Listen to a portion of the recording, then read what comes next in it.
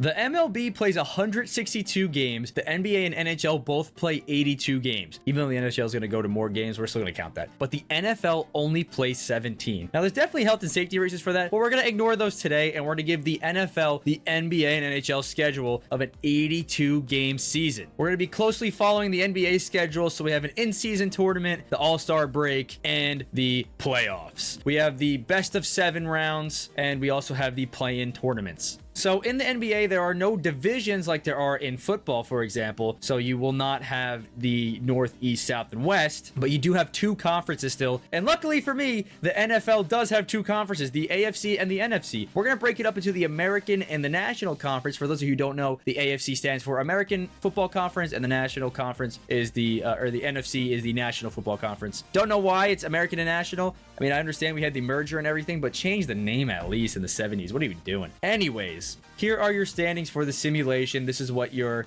standings graphic will look like. I made this as a graphic design major. I hope that I did some justice with my designs. Anyways, here we are. These are your standings. It's sorted by name right now for both the AFC and the NFC. So take a look. This is where your team stands for now, and we'll get into the actual video now. And here are your players to watch. Quarterbacks: Drake May, Joe Burrow, Matthew Stafford, Josh Allen, Lamar Jackson, Patrick Mahomes, Caleb Williams, Jaden Daniels, Tyler Shuck, Cam Ward, Jackson Dart, and Shador Sanders. The reason why for Shuck, Ward, Dart, and Sanders is because they're rookies, and I want to follow their seasons to see how they will do in the span of these 82 games. For May, Burrow, Stafford, Allen, Jackson, Mahomes, Williams, and Daniels, we have the best quarterback talents in the league, and the young quarterback talents who are also really good in the league. And I want to follow their talents and see how they do on this 82 game stretch. It's going to be the same thing for running backs: Jahmyr Gibbs, Jonathan Taylor, Christian McCaffrey,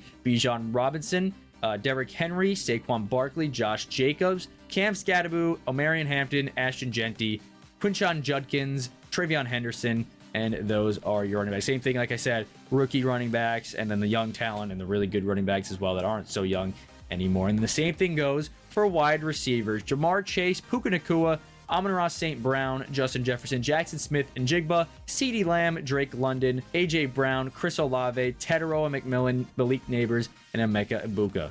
Again, same thing like I said before, and we're going to get started with this NFL season, and NBA season, whatever you want to call it. And then later on in the video, we will check out the awards at the end, and we will see what players win awards. We have the awards that the NBA does. So the MVP, Coach of the Year, Most Improved Player, Rookie of the Year, Sixth Man of the Year, and Defensive Player of the Year. Sixth Man of the Year is just going to be a backup running back. I think that is the sixth man in this case. I feel like that would make sense. Either that or a wide receiver 2, but I think I'm going to go with the running back 2 or a wide receiver 3, either one. I feel like running back 2 would be the most sense for the Sixth Man of the Year award. But stay tuned to see who wins the awards. So we're going to start off now by simulating the first 7 games, see where every team stands, and then start the in-season tournament.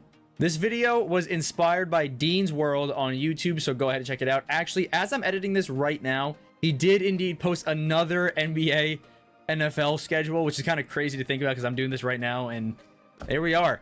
But as you can see right here at midseason, the Chargers are 6-1, the Packers are 5-1, Seahawks are 5-2, Jets are 5-2, Patriots 5-2, Buccaneers 5-2, Chiefs 5-2, Steelers 4-2, Vikings 4-2, Ravens 4-2, Browns 4-3. Those are your top 11 teams right now. And then if you look at the point differential there, you can as well. The Jets have scored 190 points, the second most in the whole entire NFL right now. That's going to be very interesting to see as we move into the in-season tournament. If I wanted to get this video done in a reasonable time, somewhat reasonable time at least, I'm not going to show you guys every single game from the in-season tournament. I will only show you guys the playoffs. However, I will explain to you what you are looking at on your screen right now: the American group and the national group. In the NBA, they split up teams into groups, and those teams play 3 games against each other in those groups. Luckily for me, like I said before, the NFL is split into 2 conferences with divisions. So I just use the divisions for each conference, the North, East, West, and South. And as you can take a look right here, you will see every team's record in the games to go into the playoffs in the in-season tournament. So I went strictly based off of point differential for this, not records. If that were the case, I would have 1 team per division making the playoffs, but I wanted to give it to the best teams or the teams that perform the best in this tournament. So, as you can see on the American Conference side of things, the New York Jets, the New England Patriots, the Los Angeles Chargers, and the Kansas City Chiefs all made it. Now, the Chargers were the best team in the whole entire simulation. They had the most points in their point differential. The Packers were second. They're both 3-0. And the Seahawks were third, who were also 3-0, along with the Buccaneers, who were fourth, as you could tell right there. And then, to my surprise, the New York Jets were the second best in the American Conference. And then it followed as the Patriots and Chiefs. That is very interesting that the Chiefs weren't the best, or close to the best at least. The Jets were the second best. I don't know. I think that's a very interesting stat right there. The Chiefs performed the worst in the point differential stats for the people who made the playoffs, but obviously they didn't perform the worst overall. That was the Las Vegas Raiders. Anyways, so here are your standings. Take a look at them again if you guys want to. And we will look at the next graphic, which is your in-season tournament graphic. I will show you guys the games on the left side of the screen, at least some parts of the games on the left side of your screen, and we will have the in-season tournament graphic going on as the games go on. So 3rd down and 3 here. Game not really on the line. It's just to seal the game here. Chiefs have no timeouts, and it's going to be completion to Ladd McConkey, and that ends the game as the Chargers win 13-0 and advance in the in-season tournament. It's supposed to be in Vegas for the Chargers-Chiefs game. I forgot to set it to Vegas, so that is my fault, everybody. It will be in Vegas from now on. And here we are for the New York Jets with the New England Patriots, obviously in Vegas, like I said before. Under 6 minutes to go at the 2-yard line. 4th down and goal for the game. The New York Jets will hand it off to Breece Hall, who stutter steps, and they're going to call that in. They're going to say that was a touchdown. Breece Hall gets in for the Jets and goes up 29-28 against the Patriots. We'll sim to the next play, and we'll see if they settle for a field goal or go for 2. Taylor drops back. We're going to throw it, and it's going to be incomplete. In and out of the hands of the receiver, and they're going to go up by 1 and stay up by 1 for the next 5 minutes of the game, which they did end up closing out, and the Jets move on in the tournament bracket, which is absolutely insane. Looking at the National Conference side of things, J.J. McCarthy on 3rd down and 10 completes a pass to Justin Jefferson. There are 17 seconds left in this game. Let's just hit the jump to the next play real quick. 15 seconds and counting. Number 9 came out today in today's game as they lost 20-10, and McCarthy on one of the final plays of the game is going to throw it away, and that will wrap up the Vikings in the in-season tournament, and the Packers move on. We'll look at the next game, the Seahawks and the Buccaneers. Okay, instead of actually watching the game, I just accidentally simulated through it the whole way, but the Seahawks won 22-13, and they move on to play the Packers in the next round of the tournament. We'll take a look at the American Conference side of things and see the Chargers and the Jets play each other and see who will win this game. And here we are again, looking at the New York Jets inside the 5-yard line, 3rd down and goal. They're down by 8. Tyrod Taylor drops back, looking to throw, steps up, and he's going to complete the pass. That is John Mechie getting in for the touchdown for the Jets. And the New York Jets are a 2-point conversion away from tying the game with the 1-seed Chargers. What a play by Tyrod Taylor getting that ball in there. And we'll check out this 2-point conversion attempt. 27-25, 50 seconds left to go in the 4th quarter. You'd imagine it goes to overtime if they can get this 2-point conversion here. It's going to be a handoff up the middle to Breece Hall, and Hall is in for the score, and the New York Jets are going to overtime with the Los Angeles Chargers. All right, 3rd down and 5 from the 15. The Jets made it all the way down the field. Taylor drops back, looking to throw it, stepping up a little bit, throwing it deep down the field, and is going to be intercepted. That might do it on the Jets in-season tournament Linsanity run. Okay, so I was just simulating, and I didn't think that it was going to be anything crazy. I wanted to show you guys when the Chargers got into the red zone. However, they just fumbled the ball, and now the Jets have the ball again at the 35-yard line. It's going to be a handoff to Breece Hall, and Breece Hall is going to get them a 1st down, and the New York Jets are in prime field goal range for Nick Folk to make this, to win the game and advance in the in-season tournament to the championship, who would play either the Packers or the Seahawks. Whoever would win that game. 2nd down and 10 from the 27-yard line. I assume they're just going to get closer and more comfortable for Nick Folk. So it'll be a handoff. Breece Hall. Hall's going to go up a little for 2 yards. 3rd down and 8 from the 25. Jump to next play.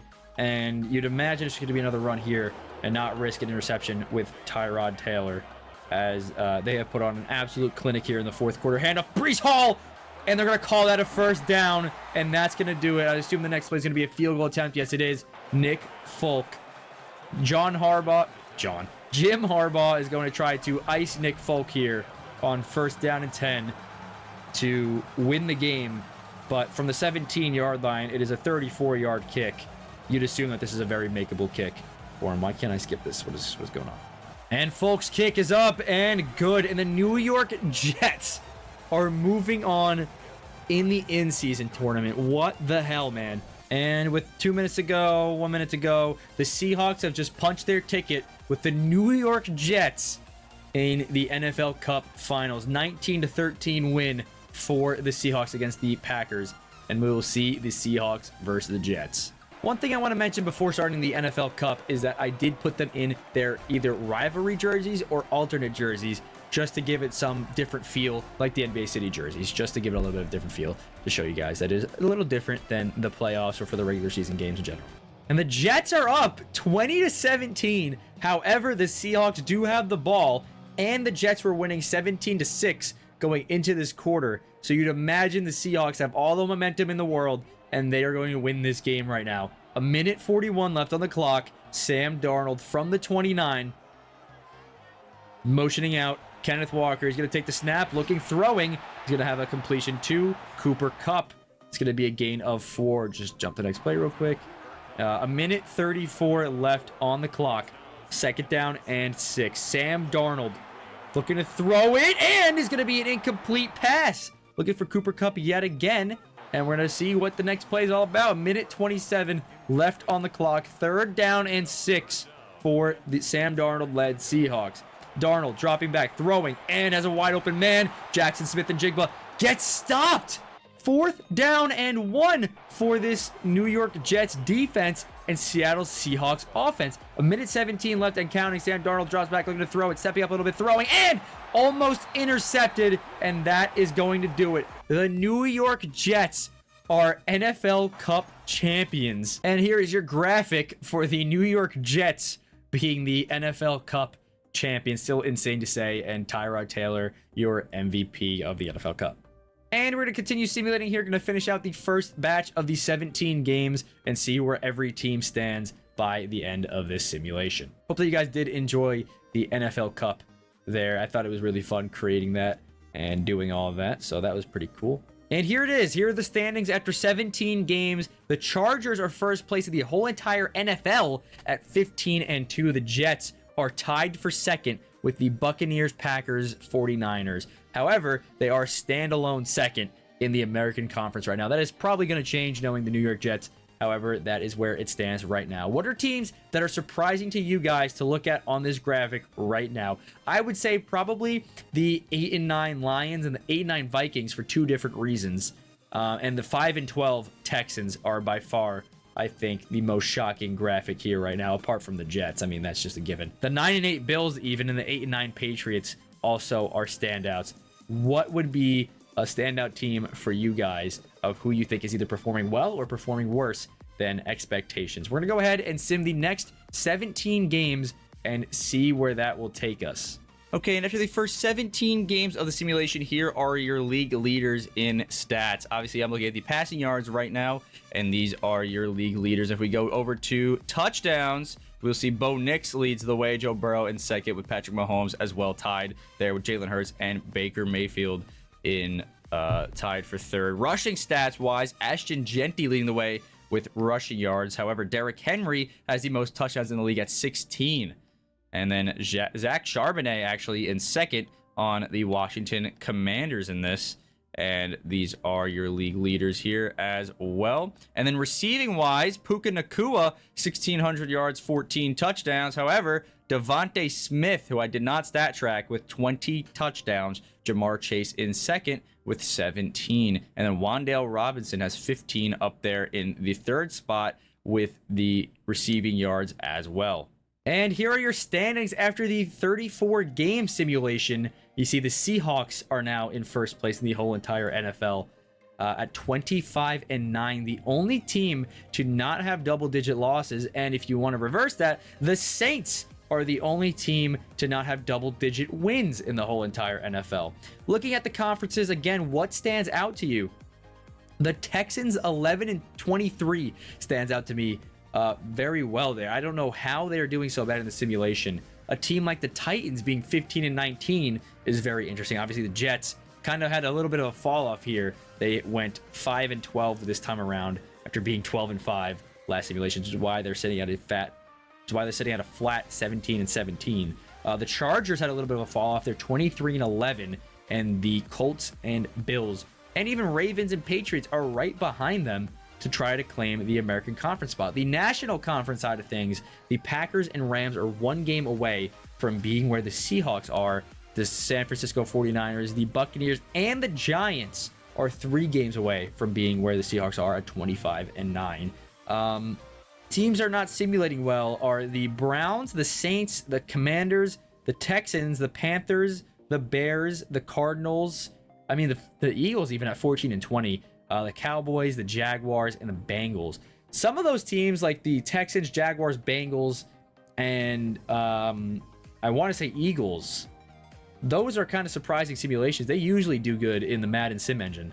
But these are your stats right now with where teams are standing. We will simulate the next 7 games, get the mid-season point, the 41 games out of the 82, and we'll take a look at everyone's stats and the records and all of that shenanigans with the next batch of simulations. Okay, and then for the next batch of the 17 games, so the 34 game mark like we are here right now, Joe Burrow leads the league in passing yards this time around again, and touchdowns is Patrick Mahomes this time with Jackson Dart in second, Joe Burrow in third, tied with Michael Penix, and then Daniel Jones in fourth. And this is kind of how it is looking around the league here. Rushing stats wise, Jahmyr Gibbs just about 1,700 yards, battling with Jonathan Taylor for the top spot. And rushing touchdowns, Jahmyr Gibbs takes that spot as well, but he does have 5 fumbles on the season, and Jonathan Taylor with 15 touchdowns as well. Receiving wise, Puka Nacua 1,790 with the receiving yards, 120 receptions, 23 touchdowns, tied the NFL record in a season for receiving touchdowns. Wan'Dale Robinson in second for receiving yards and touchdowns. Again, didn't stat track Wan'Dale Robinson. His longest catch was only 48 yards, and he still managed to put up 1,500 yards on the season and 22 touchdowns. Maybe I should have stat tracked him. Maybe he'll win an award at the end of the video. Okay, so here are the standings at the 41 game mark, the halfway point of the 82 game season. The Rams are the only team with 30 wins in the whole entire league, and the Browns the only team with 12 losses in the whole entire league. So they did not sim well this time around. They haven't really been, but even worse than normal this time around. And the Jets, what a fall off for the Jets. Through the 7 games, they've only won 1 game. They are abysmal. They won the NFL Cup, don't forget, but they are not in playoff contention right here at halfway point of the season. For those of you that don't know how the NBA works, the first 6 teams in the standings are guaranteed locks for the playoffs. And then the seeds 7 through 10 play in a thing called the play-in tournament to play into the playoffs, and 2 teams will decide where they are in the seedings by playing off against each other after knocking out the other 2 teams in the play-in tournament. So it cuts off right at that 10 point, and the Jets are at the 11. See, so obviously they're not going to be in the playoffs. But take a look around the league. Again, what teams stick out to you? I think the Steelers being 24-17 is a bit of a standout there. The Falcons even simulating well with Michael Penix's 22 interceptions that last go around, as 23-18 as their record. And the Eagles at 17-24, tied with the Minnesota Vikings, is definitely surprising. When they only have 1 more win than the Arizona Cardinals, so that is definitely a surprising simulation. And even the Bengals at 19-22, just sneaking into what would be the play-in tournament, which is kind of crazy to think about, as those are teams that are usually simulating well, at least the Bengals. And even the Chiefs, 21-20, just mid, tied with the Dolphins at 21-20, actually. So again, take a look around the league and what teams are where, because obviously this will change with the next batch of games. We'll go to the 51 game mark, which would technically be completing the next 17 games of the simulation. And then we can start talking about playoff hopes and maybe teams who are going to get eliminated from the playoffs. But first, we're going to take a look at the player stats. And here is the graphic on your screen right now for the quarterbacks to watch. This is the mid-season point. So we will take a look around at the stats. Obviously, I'm not going to read off every single one. I'm just going to point out the ones who are kind of in the lead. So Joe Burrow with 12,272 passing yards and 94 touchdowns. However, Patrick Mahomes has 103 passing touchdowns to only 19 interceptions, who, in my opinion, would definitely be the league favorite MVP leading right now quarterback for the teams. And as you can see with Jackson Dart and Shedeur Sanders, the injury logo means that they have been injured throughout the sim. Shedeur Sanders a little different because he was injured, and also he didn't start a little batch of the simulation, so his stats are a little skewed, even though they are really, really bad. 49.4% completion percentage, 32 touchdowns, 23 interceptions, and a 76.8 passer rating is not good. And in terms of the Rookie of the Year award goes, we will take a look at Jackson Dart, Cam Ward, and Tyler Shuck, and we will see which one of those looks to be the Rookie of the Year. Jackson Dart, by the way, with being injured for about like 10 or 11 games, still has better stats than Tyler Shuck, which is a little interesting. Obviously, the league favorite right now for Rookie of the Year, subject to change. Tyler Shuck or Cam Ward might surprise in the later half of the season here, but this is the mid-season stats. Burrow leads in yards, Mahomes is second in yards, and then Matthew Stafford is third in yards. And the passer ratings on the league are kind of crazy, a little inflated, I feel like, for this Madden. I feel like many quarterbacks do really well, except for Shedeur Sanders, obviously, at 67.8 passer rating. Yeah, this is the quarterback stats around the league. And the running back stats now, Jahmyr Gibbs leading the way with 648 carries and 3,649 yards. The person in second in terms of yards is Josh Jacobs with 3,430 yards. And the leader in touchdowns was Jonathan Taylor. And the leader in touchdowns is Jonathan Taylor, who has also been injured throughout the simulation. As you look around the running back room, it is like an emergency room. Everybody has been injured, it feels like. Jonathan Taylor, Christian McCaffrey, Derrick Henry, Saquon Barkley, Cam Skadaboo, Omari Hampton, and Ashton Jetty have all been injured, but their stats are pretty good being injured. That being the fact that they were injured, their stats are still pretty good. Quinshon Judkins is a very disappointing one for my stat tracking, I want to say, with 2,110 rushing yards and 17 touchdowns, which is tied for last place in the people I'm stat tracking for touchdowns with Bijan Robinson. I am not tracking his receiving stats, otherwise that would probably be much higher than 17, but that is where we are at right now with the running back stats. So take a look around yet again. Oh, I actually lied to you guys. Josh Jacobs leads the way with 655 carries. I didn't see that. That's my fault. I apologize there. But yeah, this is the stats around the league for the running backs. Travion Henderson actually is a surprising one with 615 carries, the third most out of all the running backs that I have on the screen. Obviously, injuries tainted the stats a little bit, but still, that is a surprising stat to me, and very interested to see how the running backs shape up at the end of the season. Wide receiver wise, there is a clear-cut winner here, not even close. Puka Nacua on about 20 more receptions than Jamar Chase, has like 800 more yards than him, and 24 more touchdowns than him. It is not even close. And then obviously, again, look around for the injury stats. Amon-Ra St. Brown, Chris Olave, and Malik Neighbors all have been injured throughout this simulation at some point, at least for a longer period of time than one game during this season. And this is a very interesting stat list, I want to say, because it's just Puka Nacua. I mean, it's Puka Nacua, Jamar Chase, and the rest are pretty much fighting for third place at this point. There is no one close to them right now. Although Amon-Ra St. Brown does have 27 touchdowns, only 171 catches. So maybe we see him finish with a crazy number. But yeah, these are the stats around the league for wide receivers as well. So again, take a look around the league, see what you guys like. CeeDee Lamb in third right now at 2,611 yards. So again, big drop off from the first two, and a big drop off even from 1 to 2.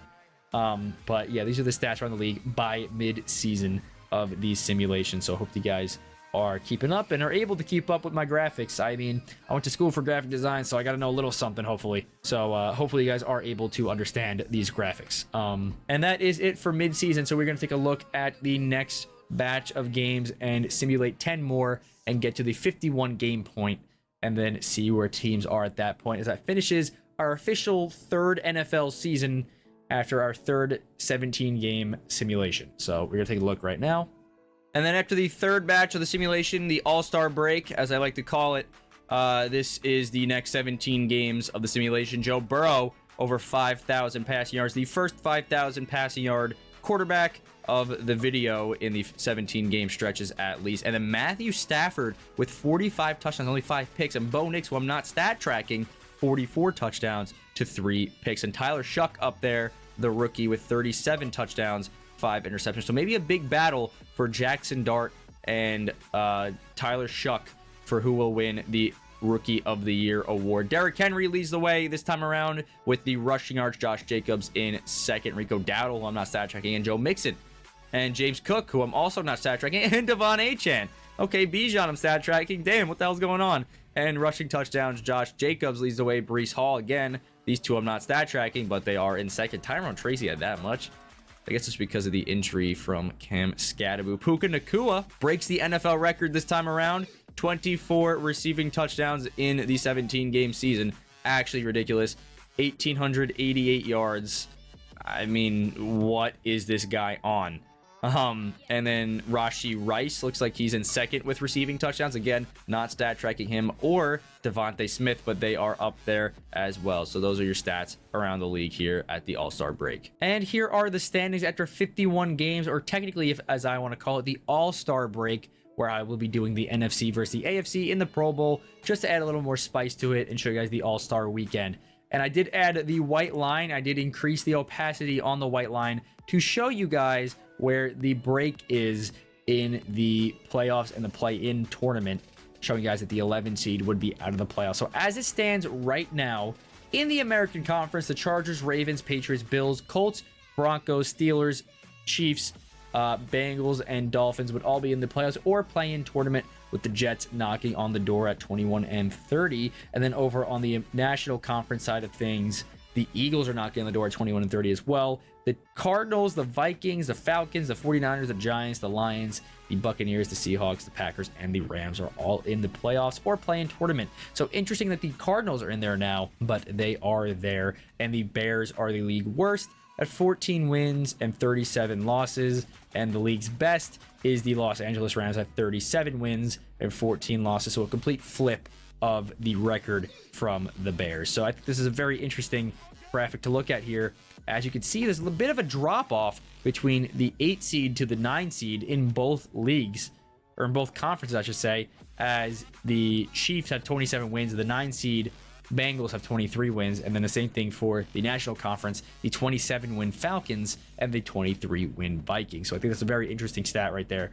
I expect teams like the Dolphins and the Steelers, and maybe even the Chiefs, to be knocked out of the playoffs as we move on with the simulation, but you never know. You never know who's going to be in the playoffs. The Vikings could sneak in. Maybe even the Titans win out or some bullshit like that. You know, some random thing is going to happen. I have that feeling, but yeah, I think it's a very cool. The Commanders are not simming well along with the Cowboys. They're both 18-33 right now, and even the whole NFC East not even simming well. My New York Giants, though, 28-23, the 6th seed in the NFC right now, tied with the 49ers, is a very interesting one as well. And then kind of a sleeper team right now, the Colts are 31-20, a couple games, a few games really out of the 1 seed in the American Conference. But yeah, this is it's a very close league, I want to say. I feel like there's not really that many great teams and not that many bad teams, although I mean, if you want to count, I mean the Browns and the Bears really are the only 2 really bad teams. But other than that, it's a very even league, I want to say. It's very close and anything could happen. Not a single team is technically legally eliminated from the playoffs yet, and we probably won't see an elimination until about the 70 game mark. So that is very interesting about the 70 game mark, I want to say. So we will simulate some more and to see where we go, but we will do the All-Star break real quick and just do the break for the Pro Bowl game and see how it goes. And here is your All-Star game, the NFC versus the AFC, the American Conference versus the National Conference. and we will see who will get the win here. Not that it matters at all. I just thought it would be kind of a cool thing to show you guys in the middle of the simulation. So honestly, kind of a boring game. It's 9-7. We're gonna go play by play here and see if there's any point for me to jump in or not. Yeah, there might not be at all. Oh, hold on a minute. Hold on a minute. Down by 7. The National Conference is starting to move a little bit here with 5 minutes and 25 seconds left on the clock, and that is going to be Jared Goff, who I did not stat track in at quarterback for this NFC team. And just under 5 minutes to go, Goff drops back, looking, rolling out, and he's going to be hit by Myles Garrett. 3 sacks in this game. Again, not like it matters. Maybe some player incentives going on for him to have 3 sacks, but the league leader in sacks this season, breaking the NFL record in real life with 23 sacks. So another interesting stat there for Myles Garrett. And he did it in less snaps than Michael Strahan and TJ Watt. So for everyone who wants to say, but he had an extra game, less snaps played, just saying. Just saying. And I am a Giants fan, so you know that I would be crying if Michael Strahan's record got broken, but it is what it is. Give credit where credit is due. 3rd down and 20, though, after that miss from Jared Goff and to Amon-Ra St. Brown, his actual teammate in real life. And we will see where Goff goes with this one. Play action to Saquon. It's going to be a throw to Kittle, and he gets dropped. 4th down and 17. The game is on the line for the National Conference, and instead of going for a touchdown, they will try a very long field goal with Brandon Aubrey. The kick is up, and the kick is wide left. And that is it for the National Conference. The American Conference walks out with the victory on this all-star break here. Unless a miracle happens, which it will not. 16-7 is your final score as John Madden, revived from the dead, is coaching these teams here in the year 2025. Okay, and through the 68 games, these are your league leaders, and these are the standings. Very interesting. The Commanders are on a little bit of a comeback here, tied with the Saints and Vikings at 29 and 39. The Rams are 49-win team, about to be in the 50-win mark, which would be the first team in the 50-win mark there. The Ravens at 43 wins, Patriots at 44. The Bills, they are second right now, right behind the Chargers, who are only 1 game ahead of the Bills. So maybe the Bills finish first, the last batch of games to finish out the 82-game season. They might end up first. Who knows if the Chargers can hang on? They are hanging on by a thread, I can tell you that much. The NFC side of things, the National Conference side of things, the Packers are 3 games out from the Rams. So the Rams have a little bit of separation. They can be a little comfortable there with their separation. And the Eagles, 34 and 34. They have had a bit of a comeback. They were pretty ass to start the video. They were out of the play-in tournament, but now they are 34 and 34, just right dead in the middle mid, but it is enough to be in the playoffs right now. And the Falcons are hanging on 35 and 33. The Eagles might dethrone them and take their place in the seeding, but we're going to start to look at teams that are going to be eliminated. So far, it is mathematically impossible to eliminate a team, no matter how bad the teams actually are. The Cowboys with 23 wins. Looks like they should be eliminated with the Bears as well, but they will not be because they are not mathematically eliminated from the playoffs yet. And then the American Conference side of things, the Browns at 19 wins are still technically mathematically not eliminated yet, even though it looks like they probably should be based on their record there. But again, mathematically speaking, they're not eliminated just yet, even though it looks like they should be, like I said before. But yeah, I guess the American Conference just has a way that they could just win out and be able to make it. And again, with the Raiders and the Titans, they look like they should be eliminated as well, but they are not. Browns are still the only team not to have 20 wins in the whole entire league, and we are going to do our final batch of simulation, and we're going to start knocking teams off left and right and seeing who gets eliminated. And then after the 68 games, these are the stats. Joe Burrow again going over 5,000 passing yards in the 17-game batch that I've simulated. Patrick Mahomes first in the NFL in passing touchdowns. Josh Allen second with 40. And then interception-wise, J.J. McCarthy, for those of you who care about interceptions. Michael Penix, Justin Fields up there, as well as Daniel Jones. So very interesting stats going around here. Rushing-wise, Josh Jacobs leads the way with 1670 and 18 touchdowns, tied in first with Saquon Barkley. Luckily, I'm stat tracking all the people who are up in the top. except for Antonio Gibson. But other than that, everyone else on the top I've been stat tracking, so that's good news there. And receiving wise, Puka Nacua again. I don't think we're gonna see him get dethroned for best receiver in this video. Wan'Dale Robinson again, 21 touchdowns, 1,300 yards. I mean, what a career, what a season really he's having. That is ridiculous.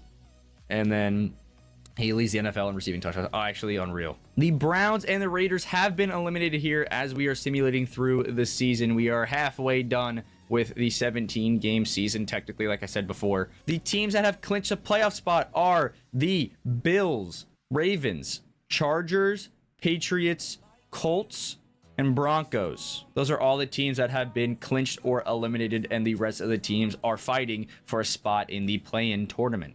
And on the National Conference side of things, the Cowboys are the only team to be eliminated from the playoffs.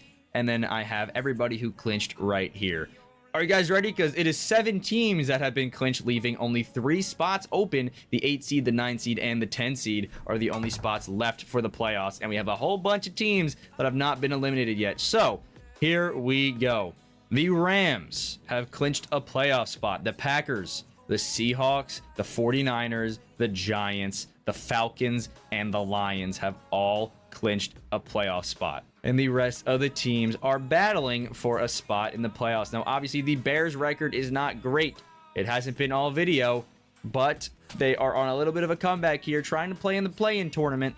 If the Bears just lose one game, they are eliminated from the playoffs. So we will take a look at them right now to see if they are eliminated or not. And it's looking grim for the Bears here late in the fourth quarter as they are going to lose 35-21, officially knocking them out of the playoffs. And now we focus in on the Vikings and Commanders, and we'll see who will get in the playoffs.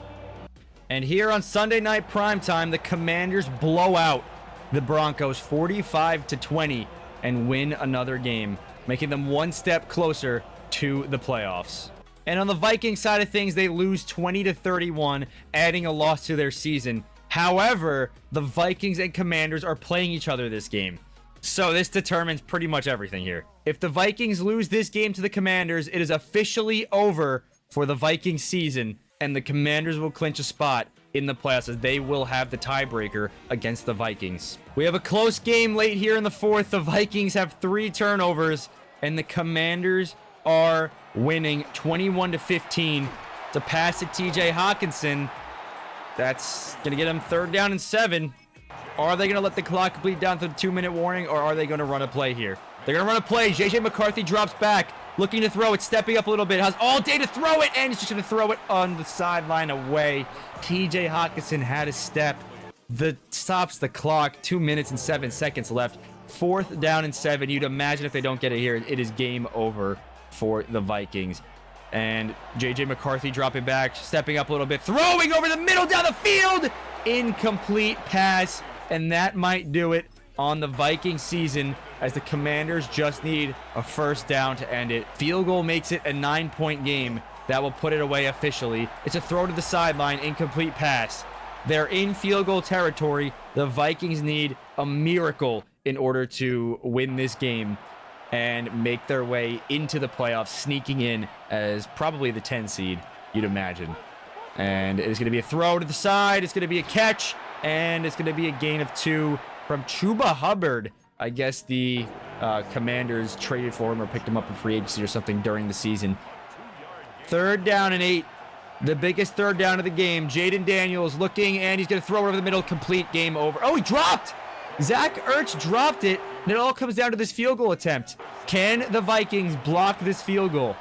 4th down and 8. Can the Vikings block it to win the game? Well, to have a chance to win the game, and it is right through the middle. The Commanders secure the victory, knocking the Vikings out of the playoffs, because no matter how the season ends now, the Commanders have the tiebreaker over the Vikings, and that is it, ladies and gentlemen. Our playoffs are now officially set. On the American Conference side of things, I'll go from last to right out of the play-in tournament for both of the conferences. Here we go. Browns, Raiders, Jets, Titans, Texans, Dolphins, all eliminated, and the playoffs are set, as you can see right here on the graphic. We'll look at the right side now, which has the National Conference, and the playoffs are set as well there. The Cowboys, Saints, Cardinals, Bears, Panthers, and Vikings have all been eliminated, and here are your playoffs, and here are the standings for each side. The Bills claim the 1 seed in the American Conference. The Packers claim the 1 seed in the National Conference, 1 game out. They were almost knocked down by the Rams. And then there's a kind of a big disparity between second and third, but as you can see there it is. The 49ers are third at 52 and 30, and your 1 seed through 6 seed have all clinched a spot in the playoffs, do not need to play in the play-in tournament, leaving the Buccaneers and Colts safe. The Buccaneers are way closer to being knocked down to the play-in tournament than the Colts, as there was a huge drop-off from the 6 seed to the 7 seed in the American Conference for whatever reason that may be, and there is teams that are 37 and 45 making the playoffs over there, and 38 and 44 making the playoffs in the National Conference side of things. And the Commanders had a comeback season, making it into the play-in tournament. Looked like they were dead in the water to start the video, as they were in the bottom 3 or bottom 4 all the time. But here is the final standings. Where do your teams rank? My team made the 5 seed, so that's very interesting. We'll see how far the Giants go in the playoffs. Probably bounced in round 1 against the Seahawks. But here it is, everybody. Here is your playoff bracket, teams fighting for the NFL championship, as you see at the bottom of your screen. And I don't have the conference semifinals in this graphic right here. The graphic will get bigger when the play-in tournament is over. But the 9 seed teams and the 7 seed teams get the home field advantage in the play-in tournament. And then we move on to see the winner of the 9 and 10 seed game goes on. The winner of the 7 and 8 seed game moves on as well. And the winner of the 7-8 seed game will obviously have the home field advantage in the next round of the playoffs. But as you can see, on the American Conference side of things, the Steelers and the Jaguars are playing off in the play-in tournament. The Chiefs and the Bengals are playing in the play-in tournament as well. And then the Eagles and the Commanders are playing in the play-in tournament. And the Lions and the Falcons are playing in the play-in tournament. But before we do the playoffs, I will go over the stats from every single player that I stat tracked throughout the 82-game season. So here we go. Drake May finished with 17,767 passing yards, 148 touchdowns to only 29 interceptions. Joe Burrow led the way in passing yards at 24,221. And the leader in touchdowns was Patrick Mahomes at 193 touchdowns to 59 interceptions. Josh Allen had a big comeback, 18,765 yards, 183 touchdowns to only 37 interceptions. And when you factor in his rushing stats, that is probably the league-leading favorite for the MVP award. But we don't know for sure until we get to the awards at the end of the video. Kind of disappointed in Shedeur Sanders. Even though he didn't start every single game, it was still a disappointing season for him. 40 touchdowns, only 34 interceptions in the games that he did start and did play, and he wasn't injured. And Jackson Dart and Tyler Shuck battling it out for the Rookie of the Year award, although I think it is clear-cut to Jackson Dart, as Dart missed many games, and Tyler Shuck played out his full 82-game season, and Dart was only 3 touchdowns behind Shuck, had a better touchdown-interception ratio, had the better passer rating, better completion percentage, and only 200 less yards. So I think that is going to be clear-cut to Jackson Dart, unless one of the running backs or one of the receivers want to show me up and show that they deserve the spot at the Rookie of the Year award. But here are your stats for all the quarterbacks. Look around. Who do you guys think is the MVP? Who do you think was really disappointing in simulation? Lamar Jackson, for me, would be the disappointment in the simulation, having the least amount of passing yards out of every single quarterback, except for obviously Shedeur Sanders. But still, I didn't factor in his rushing stats. Yeah, that's fair. But still, 13,852 passing yards is very low, especially for a starting NFL quarterback through 82 games. We'll take a look over at the running backs now. As you can see, Josh Jacobs was the only running back, feels like, to not get injured. Him and Bijan Robinson are the only running backs to not get injured in the simulation through the 82 games. So props to them.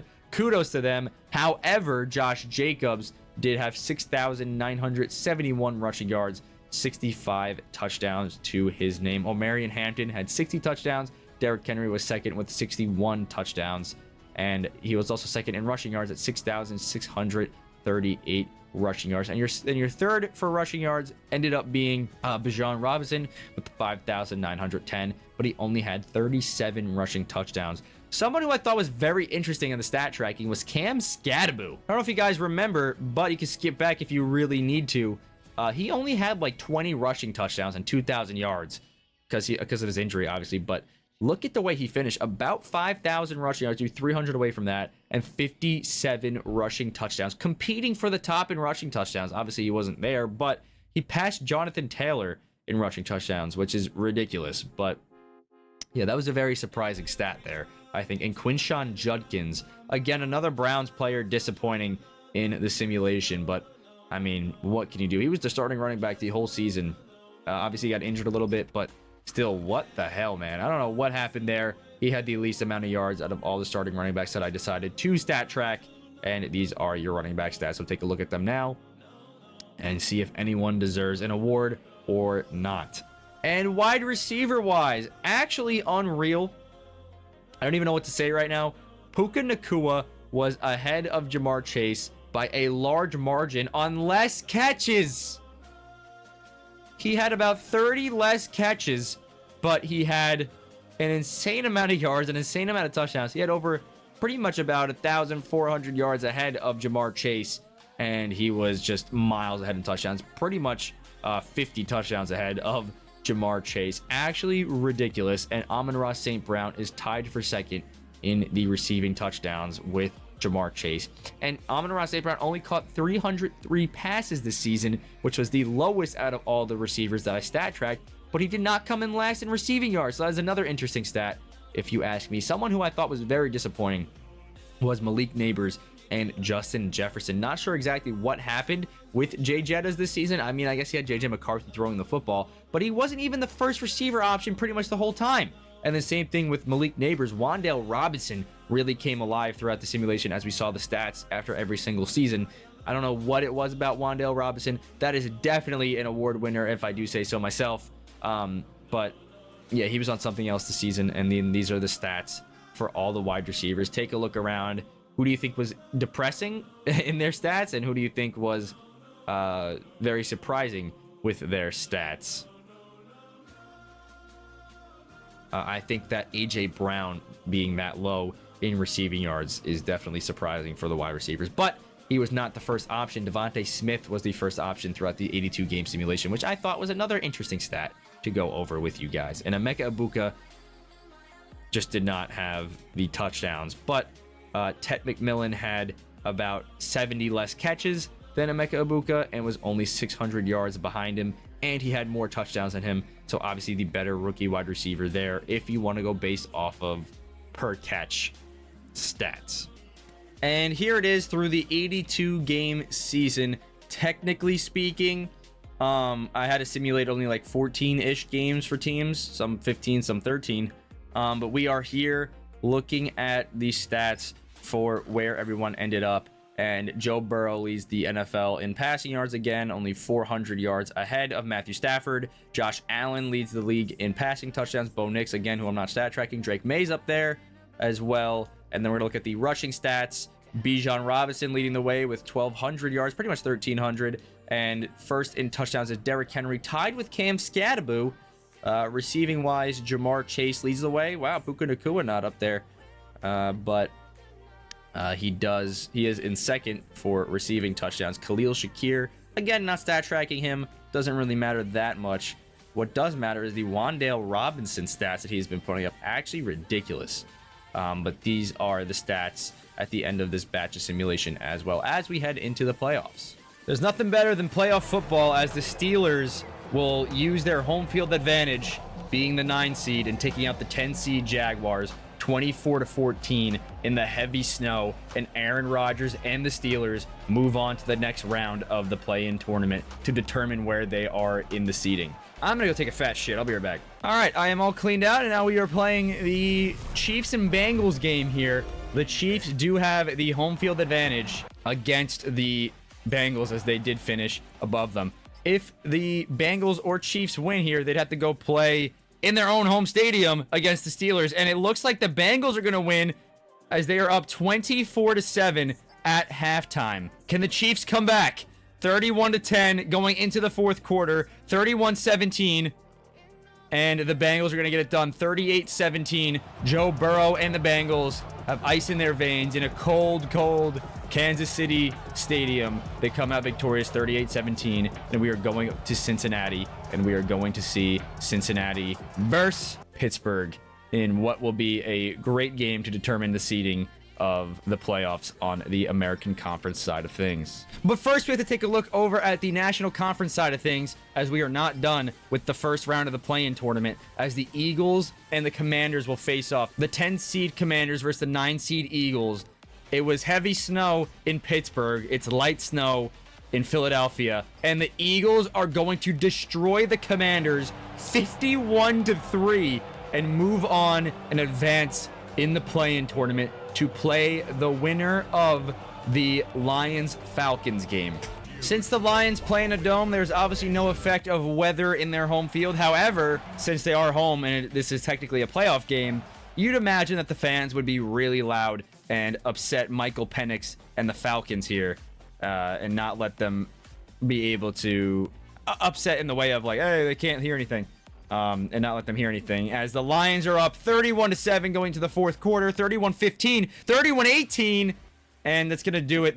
The Falcons cannot get it done. They're going to lose 39-25 against the Detroit Lions in the play-in tournament, and now we are moving on to the next round of the play-in tournament, where the Eagles and Lions will verse each other, and the Steelers and Chiefs will play each other as well. And the Steelers will go on to play the Bills in the best-of-7 game series. The matchup is set in the American Conference. And now we look over at the National Conference, where we will have the Lions and the Eagles going up against each other to determine the seeding in the National Conference. And in a very low-scoring affair, the Lions win 7-3. By the way, I put this on 15-minute quarter simulations for every single game. That was abysmal to sit through. But the Lions win 7-3, and the Lions will advance to play the 2 seed. And the Eagles will advance to play the 1 seed. The Eagles have to play the Packers, and the Lions have to play the Rams. And like I said, the graphic would zoom in as we get closer to the NFL Finals, and here we are. This is the graphic zoomed in. As you can see, we have the conference semifinals now part of the graphic, and I think this is nice and clean, easy to read, and we will see as this goes on what teams will land where. But I think this is very interesting to look at. Obviously, it could go any way for any of these teams. But if I had to take my guesses right now, it would probably be the 2-1 seeds, the Packers and the Bills. Or someone like the Bills-Chargers. Or honestly, the Bills or the Rams would probably be my pick for who would be playing in this finals tournament. But we will see. We'll kick off the first round of the playoffs, which is the Bills and the Steelers. And Aaron Rodgers and the Steelers cannot get it done. The Bills are going to win 31-10 in the first game of the series. The Bills missed a 2-point conversion and dropped this game 23-21. The Steelers tied up 1-1 going into their own home turf. That is tough. Now that one is tough. Steelers come up short on a last-minute 4th down conversion attempt to the end zone, could not get it, and the Bills win 21-16, taking a 2-1 lead. It's a tough day to be a Steelers fan. They drop another one, going to 21-18. The Bills win, and the Bills are now up 3-1 in the series and are on the verge of eliminating the Steelers in the Bills Stadium. And the Bills are going to win 24-13. The Steelers cannot get it done. They didn't even win in their own home stadium at all, and they're going to drop the series 4-1, and the Bills advance as the first team into the next. The Bengals win game 1 31-16, taking the 1-0 lead against the Chargers. And the Chargers. And the Bengals upset the Chargers on a last-second 2-point conversion to go up 22-21 and upset. I mean, we're looking at maybe a possible sweep here. Upset sweep. I can't even speak English. The Bengals are up 2-0 right now against the Chargers, who are the 2 seed. And now we're on to Cincinnati, where they have home field advantage. And the Chargers will not get swept here, as they will win 34-24, as the series is now 2-1. The Bengals are one game away from wrapping this series up as they're up 41-25 and upsetting the Chargers here in round one. And the Bengals close it out 17-10. Herbert throws a game-losing interception. And the Bengals move on to the next round where they will go and play the Buffalo Bills. And the 3-seed Ravens win 17-7. The Colts cannot get it done. The Ravens win 28-21 and take a 2-0 series lead. The Colts are on the verge of being swept as they have lost another one, 22-13, and now are down 3-0. And in their elimination game, they put up one touchdown in the fourth quarter, losing 27-7. And the Ravens advance, being the first team to successfully complete a sweep, 4-0 against the Colts. And the Broncos win the first game 24-9 in the Patriots' own stadium at Gillette. And the Broncos win again, 2-0 lead for the Broncos. Patriots take their first game and win 17-10. The Patriots tie it up 2-2 in the series. Not a single team has won at home yet. And the Patriots take a last-second victory, going for 2 and winning 18-17, and are one game away from beating the Broncos. Can the Broncos force Game 7 here against the Patriots? The answer is yes. They win 17-9, and the Broncos force the Game 7 in Gillette Stadium. And it will be Drake May and the Patriots winning 21-18 to close out the series over here and to close out the first round of the playoffs over on the American Conference side of the playoffs. Unbelievable series, 7 games, and very excited for the second round of the playoffs. I think it's going to be very interesting to see the Bills, Bengals, and the Ravens, Patriots. Who do you guys think will win this one? I think the Bills do knock the Bengals out and their Linsanity run is over. And then it will be the same thing for the Ravens and the Patriots. The Ravens will also win there. But you don't know. The Patriots did just go to 7 games with the Broncos and win. But we're going to take a look at the National Conference side of things now, where I believe the Packers will beat the Eagles. You never know, but I kind of know. And the Eagles upset Green Bay by 3 points and take the lead in the series. And the Eagles win again, going up 2-0 in the series against the Packers. The Packers could not win at Lambeau Field. The Eagles are looking to close it out at Lincoln Financial Field as they have the next 2 games ahead of them. And the Packers win one. We have yet to see a team win in their own home stadium. And in a heavy snow, Lincoln Financial Field, the Packers win again, and they advance back to Lambeau Field. And the Eagles get it done, winning 31-10, meaning they are 1 game away from eliminating the Packers from the playoffs. The trend continues. The Packers win in Lincoln Financial Field, Game 7. Packers go to Lambeau Field. It's looking like the Eagles might win this one and cause the craziest upset of the playoffs. And the Eagles do it. Not a single home team won in this whole series, and the Eagles upset the Packers in the craziest upset of the playoffs and move on to the next round and playing the highest seed in the next round, whoever that may be. Now, the Rams are a team I've been excited to spectate the whole entire video because they were top of the NFC at one point and then ended up losing it to the Packers. And the Lions upset the Rams in Game 1, 42-17. And the Lions take a 1-0 lead here. And the Lions win again, winning 35-17. The Rams drop to 0-2 in the series, and they go into Detroit now. And the Lions are 1 game away from upsetting the Rams. And we see 2 upsets on the National Conference side of things. And the Rams stay alive, going to overtime, winning 20-17. And heading back to Los Angeles. And the Rams stay alive, going back to Detroit. And that is it for the Rams. The Lions advance on in the playoffs. And another huge upset on the National Conference side of things. And the Buccaneers take Game 1. Are we about to see 3 upsets in a row? I mean, if the Buccaneers take out the next juggernaut in the National Conference, is it safe to say that the American Conference might have an easy ride to winning the finals here? I don't know. I don't know. Oh my God, and the Buccaneers win. They're up 2-0 in the series. I just realized that logic wouldn't make any sense, because if they take down the juggernauts, they will be able to take down anybody, right? Theoretically speaking. And the 49ers get it done with 9 seconds left in this game, winning their first game of the series. And now the Buccaneers have a 3-1 series lead. And the 49ers hang on, winning 31-13. The 49ers force a Game 7 here, and they're going to do it in their own home stadium. And that's a wrap on the series. Baker Mayfield, game-losing interception, series-losing interception, and the Buccaneers are out of the playoffs. The 49ers advance. Finally, in the national side of things at least, a team that is favored finally won. Which now means the 49ers are going to play the Philadelphia Eagles in the next round. And we are moving on to the Giants-Seahawks game And now we're moving on to the Giants-Seahawks round to see which team will win there and advance to play the Detroit Lions. The Seahawks win game 1, 12-10. And the Giants win game 2. And in double overtime, the Giants get it done and get a 2-1 series lead. And the Giants win again, 3-1 series lead, going back to Seattle to try to close it out.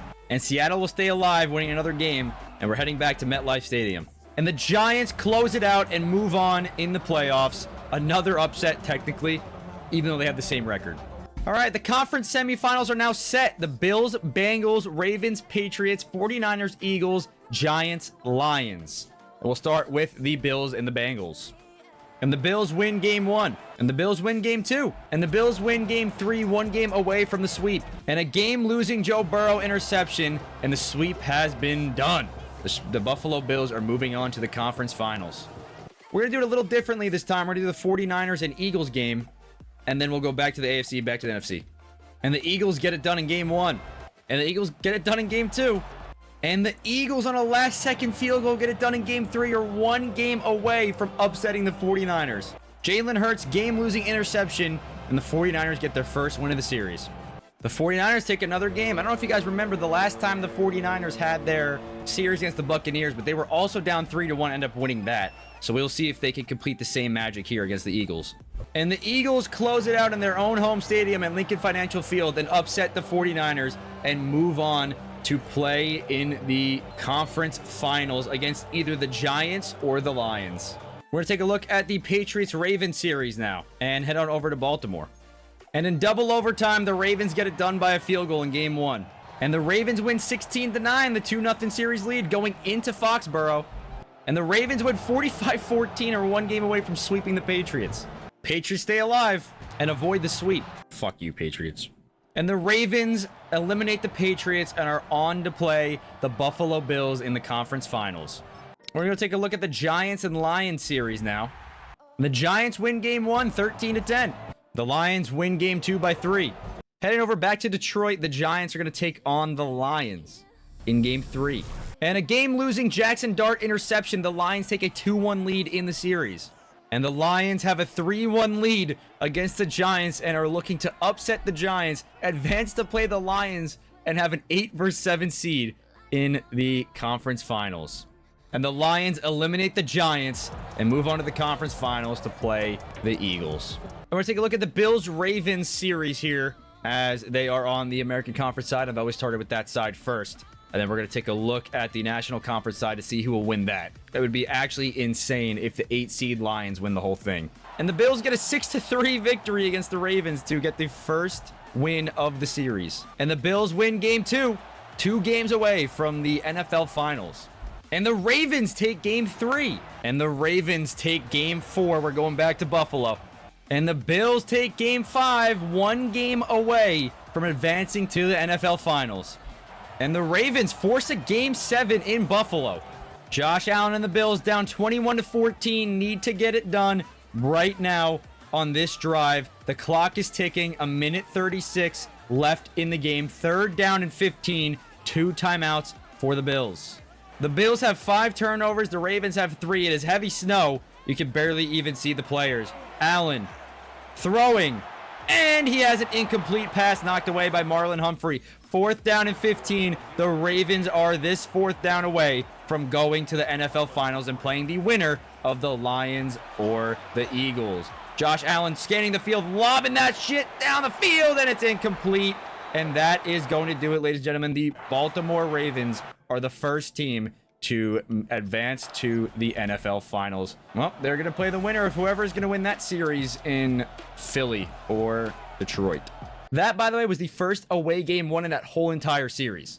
And the Lions have home field advantage here, being the 7th seed and the Eagles being the 8th seed. And the Lions take game 1 and are 3 wins away from playing the Ravens in the finals. And the Eagles take game 2 and the Lions take game 3. And the Lions are 1 win away from playing the Ravens in the NFL Finals. And they go back home to Detroit to hopefully close it out for them. And the Eagles force a game 6 back at their own home stadium. The Eagles have forced game 7, and we are back to Detroit.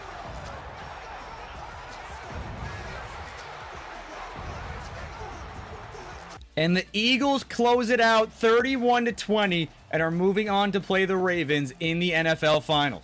With the Eagles being the 8th seed in the whole entire national conference, they are going to be the away team to start, and the Ravens start at home in the finals. Here we go.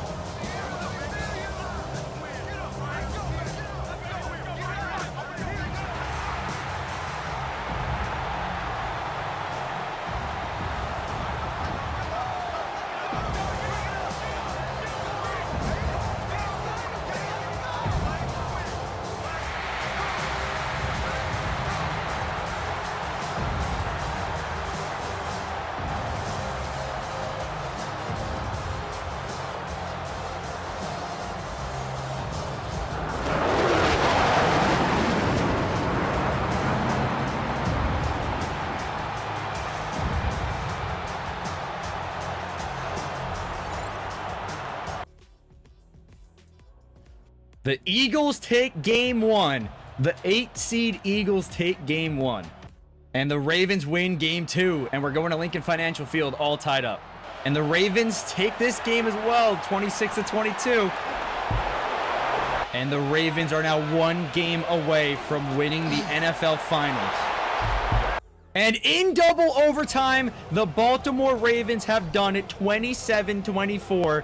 And have officially won the NFL Finals, winning 4-1 in the series. And that is it, ladies and gentlemen. Baltimore Ravens have done it. Derrick Henry, Lamar Jackson, Mark Andrews, and the whole Baltimore Ravens team have done it. And Lamar, there he is, talking to the reporters after what has been an incredible series. And out comes the Vince O'Brien trophy. Ignore that Super Bowl trophy on your screen. And that is it. Your champions, the Baltimore Ravens, and Derrick Henry is your championship MVP. And that is it. Your finals MVP is Derrick Henry. And that is it, ladies and gentlemen. That is it. And that is a wrap on this season. But we still do have the awards to look at, and we'll look over who wins what award. And here's the graphic I made for the champions of the NFL. I just took the Thunder graphic from last year and did my own little twist to it with the Ravens. And I thought I did pretty good with this. Wanted to show it off for you guys. I thought it was pretty cool looking with Lamar Jackson looking down at the trophy. And that is it, ladies and gentlemen. And then I forgot Derrick Henry, your MVP. I sharpened it a little too much by accident, and I did not save it in Photoshop, so I couldn't go back and unsharpen it. But still, this is your finals MVP, Derrick Henry. Again, it's the same thing. I took the Thunder from last year. It was SGA, I'm pretty sure. So I just took SGA's picture and just transformed it with Derrick Henry. So that you guys did enjoy that. And now we take a look at the awards. Your coach of the year is going to be Matt LaFleur. Funny enough, after the playoffs, how it turned out. But he still did have the 1 seed in the whole entire NFL. And I feel like that does deserve the coach of the year. Your most improved player of the year is going to be Wan'Dale Robinson. I did not track his stats throughout the video. However, you guys did see it. He was definitely up there for top receivers in the whole entire video, and I didn't even stat track him. Your 6th man of the year award is going to go to David Montgomery. This one I feel like was a little bit obvious, as he would be in real life if this is how it worked. But he did put up some crazy stats throughout the whole entire video. Those were also shown at some point in the video for you guys there. Your defensive player of the year is going to be Micah Parsons, who always sims well for whatever reason. He put up, I think it was over 80 sacks throughout the whole entire simulation, and he does win your defensive player of the year. Your rookie of the year is Jackson Dart. I feel like that was not a surprise. I mean, I didn't influence it from the playoffs at all. It was just strictly based on the regular season. He had like 20 less games than Tyler Shuck, something like that, maybe 15 less games than Tyler Shuck, and still had better stats than him. So I felt like it was fitting for Jackson Dart to win the rookie of the year. this year. And last but not least, your MVP of the league is Josh Allen. When you factor in his rushing stats as well as his passing stats, it is clear as day your MVP. If you don't want to factor in the rushing stats, and you want to just look at the completion percentage and passer rating, touchdowns, and all of that stuff, he was 10 touchdowns behind Mahomes, 4,000 yards behind Mahomes, but he was better passing the ball in terms of completion percentage and passer rating, and he does win the MVP of the whole league, as he also had like 20 less interceptions, if you guys remember the graphic from earlier in the video. And that is it. That is a wrap on the NFL merged into the NBA. Don't know exactly what I'm going to call this video yet. Thank you again to DeansWorld for giving the idea for this video with his amazing content. If you guys haven't checked out his channel yet, go ahead and subscribe to it. That took a lot out of me to make all of this. I had a lot of fun making this video, though. If you guys want me to make this a series, please let me know in the comments down below. I could continue it with the NFL draft lottery and then moving on with the actual rookies from this year, and then moving on to the following years and just tracking the stats of all that again. I think that would be a fun video idea. I'm not sure if you guys would want to see that. Again, I don't know how this video is going to be perceived. Hopefully well. A lot of time and effort was put into it, and I had a blast making it. So I hope you guys do enjoy this video.